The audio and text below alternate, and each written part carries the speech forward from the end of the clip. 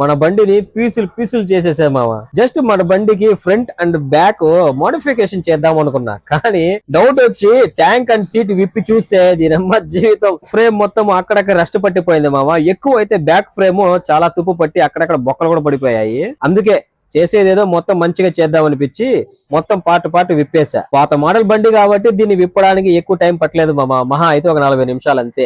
ఇంక ఈ wiring kit ని కూడా ఇప్పేసి ఇంజిన్ ని కింద దింపేశానంటే ఒక పని అయిపోతుంది. ఈ బండిని మొత్తం రెడీ చేయడానికి ఎంత ఖర్చు అవుతుందో ఏమో తెలియట్లేదు. ఈ వైరింగ్ కిట్ కూడా పోయింది మామ, మొత్తం పొట్టిగా అయిపోయింది అనమాట. అందులోనూ ఏ వైర్ దేనికి జాయిన్ చేయాలి కూడా అర్థం కావట్లేదు. అందుకే కొత్త కిట్ అయితే వేయాలి. ఇంక ఈ హెడ్ లైట్ అయితే అప్పట్లో సెట్ చేసేటప్పుడు కటింగ్ మిషన్ తో కట్ చేసి ఇలాగ రంధ్రాలు అయితే పెట్టాను. ఇది కూడా పనికిరాదు, ఎందుకంటే ఫ్రంట్ గ్లాస్ కూడా పగిలిపోయింది. అన్నిటికన్నా ముందు బండి ఫ్రేమ్ అయితే రెడీ చేయాలి మామ. దాని తర్వాత దీనికి కావాల్సిన స్పేర్ పార్ట్స్ కోసం చెన్నైకి వెళ్ళాలి మామ. మన ఆంధ్ర తెలంగాణలో బైక్ స్పేర్ పార్ట్స్ ఎక్కడ తక్కువ రేటుకు దొరుకుతాయో కింద కామెంట్ చేయండి మామ. వీడియోని లైక్ చేయడం మాత్రం మర్చిపోవద్దు. మరొక వీడియోలో మళ్ళీ కలుద్దాం.